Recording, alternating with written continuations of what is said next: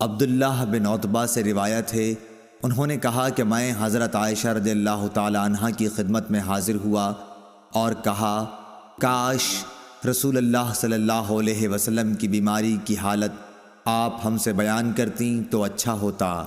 انہوں نے فرمایا کہ ہاں ضرور سن لو۔ آپ کا مرض بڑھ گیا تو آپ نے دریافت فرمایا کہ کیا لوگوں نے نماز پڑھ لی؟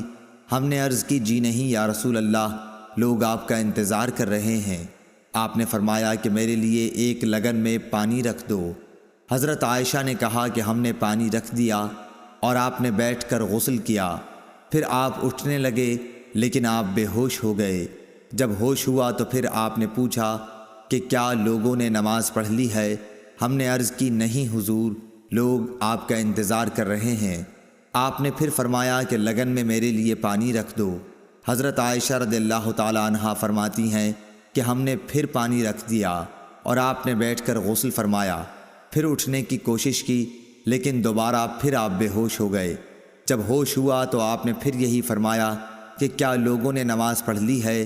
ہم نے عرض کی کہ نہیں یا رسول اللہ، لوگ آپ کا انتظار کر رہے ہیں۔ آپ نے پھر فرمایا کہ لگن میں پانی لاؤ اور آپ نے بیٹھ کر غسل کیا، پھر اٹھنے کی کوشش کی لیکن پھر آپ بے ہوش ہو گئے۔ پھر جب ہوش ہوا تو آپ نے پوچھا کہ کیا لوگوں نے نماز پڑھ لی ہے؟ ہم نے عرض کی کہ نہیں یا رسول اللہ، وہ آپ کا انتظار کر رہے ہیں۔ لوگ مسجد میں عشاء کی نماز کے لیے بیٹھے ہوئے نبی کریم صلی اللہ علیہ وسلم کا انتظار کر رہے تھے۔ آخر آپ نے حضرت ابو بکر رضی اللہ تعالیٰ عنہ کے پاس آدمی بھیجا اور حکم فرمایا کہ وہ نماز پڑھا دیں۔ بھیجے ہوئے شخص نے آ کر کہا کہ رسول اللہ صلی اللہ علیہ وسلم نے آپ کو نماز پڑھانے کے لیے حکم فرمایا ہے۔ ابو بکر رضی اللہ تعالیٰ عنہ بڑے نرم دل انسان تھے۔ انہوں نے حضرت عمر رضی اللہ تعالیٰ عنہ سے کہا کہ تم نماز پڑھاؤ، لیکن حضرت عمر رضی اللہ تعالیٰ عنہ نے جواب دیا کہ آپ اس کے زیادہ حقدار ہیں۔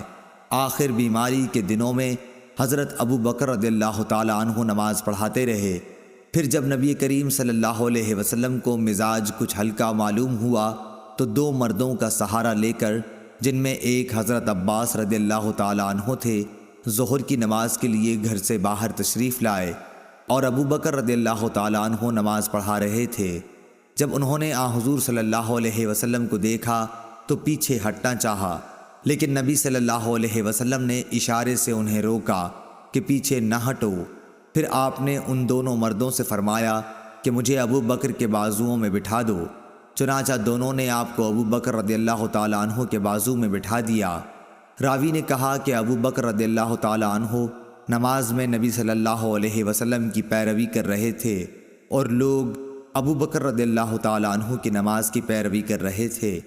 نبی کریم صلی اللہ علیہ وسلم بیٹھے بیٹھے نماز پڑھ رہے تھے۔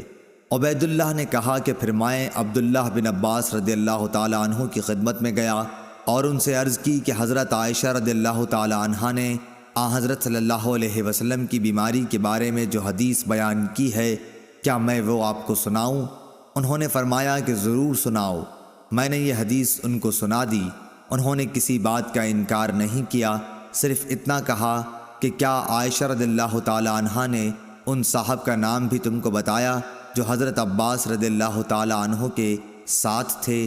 میں نے کہا نہیں۔ آپ نے فرمایا کہ وہ حضرت علی رضی اللہ تعالیٰ عنہ تھے۔ صحیح بخاری حدیث نمبر 687۔